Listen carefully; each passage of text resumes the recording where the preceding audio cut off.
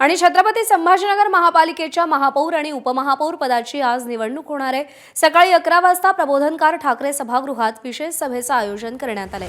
जिल्हाधिकारी दिलीप स्वामी हे पीठासीन अधिकारी म्हणून सभेचं अध्यक्षस्थान भूषवणार आहेत। महापौर पद सर्वसाधारण प्रवर्गासाठी आरक्षित असल्यानं या निवडणुकीत मोठी चुरस निर्माण झाली आहे। महापौर पदासाठी भाजपकडून समीर राजूरकर आणि एमआयएम कडून अशोक हिवराळे आमने सामने आहेत, तर उपमहापौर पदासाठी शिवसेनेचे राजेंद्र जंजाळ आणि एमआयएमचे मोहम्मद वसीम अहमद यांच्यामध्ये थेट लढत होणार आहे। 115 जागांच्या सभागृहात भाजपकडे 57 जागांचं संख्याबळ असल्यानं आणि शिवसेनेचे 13 नगरसेवक असे 70चं संख्याबळ असल्यानं भाजपचा महापौर आणि शिवसेनेचा उपमहापौर होणार हे निश्चित मानलं जात आहे।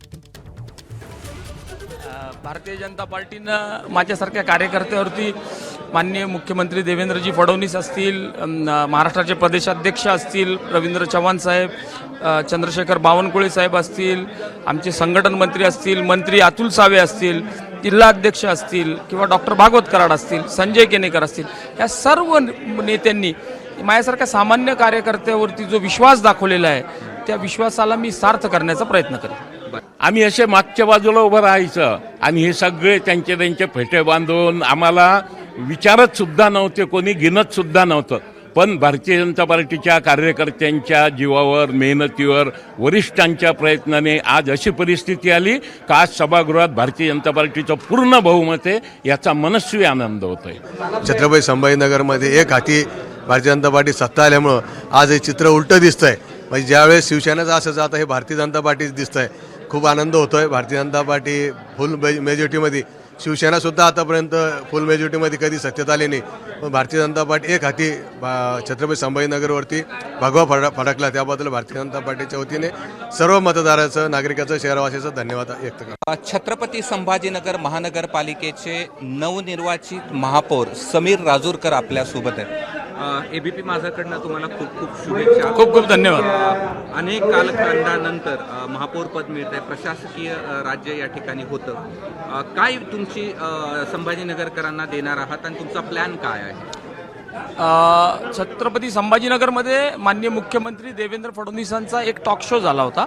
त्या टॉक शोमध्ये त्यांनी सांगितलं होतं या छत्रपती संभाजीनगर महानगरपालिकेची इमेज बदलायची, तर ती इमेज बदलायची प्रयत्न आम्ही करणार।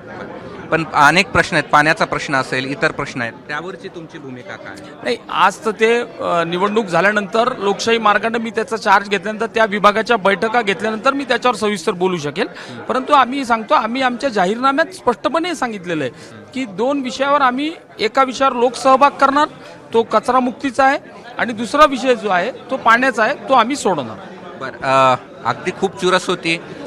कधी वाटलं होतं, कारण मला आठवतंय की निवडणूक लढवायला तुम्ही तयार नव्हते, बळच तुम्हाला उभं केलं आणि महापौर पद मिळालं। भारतीय जनता पार्टीनं माझ्यासारख्या कार्यकर्त्यावरती माननीय मुख्यमंत्री देवेंद्रजी फडणवीस असतील, महाराष्ट्राचे प्रदेशाध्यक्ष असतील रवींद्र चव्हाण साहेब, चंद्रशेखर बावनकुळे साहेब असतील, आमचे संघटन मंत्री असतील, मंत्री अतुल सावे असतील, जिल्हाध्यक्ष असतील किंवा डॉक्टर भागवत कराड असतील, संजय केनेकर असतील, या सर्व नेत्यांनी माझ्यासारख्या सामान्य कार्यकर्त्यावरती जो विश्वास दाखवलेला आहे त्या विश्वासाला मी सार्थ करण्याचा प्रयत्न करेन। बरं, पण संभाजीनगरकरांचा आणि खास करून मुख्यमंत्र्यांनी एक शब्द वापरला होता की भ्रष्टाचारमुक्त महानगरपालिका पाहिजे, हे स्वप्न पूर्ण होईल का आणि यासाठीचा तुमचा प्लॅन काय? 100% भ्रष्टाचाराच्या बाबतीत झिरो टॉलरन्स राहील।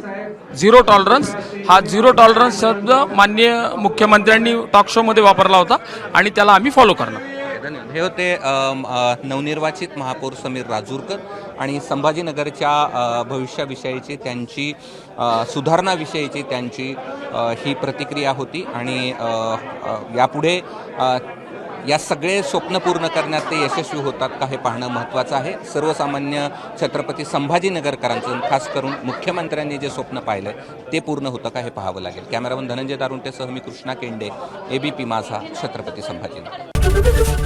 एबीपी माझा, उघडा डोळे बघा नीट।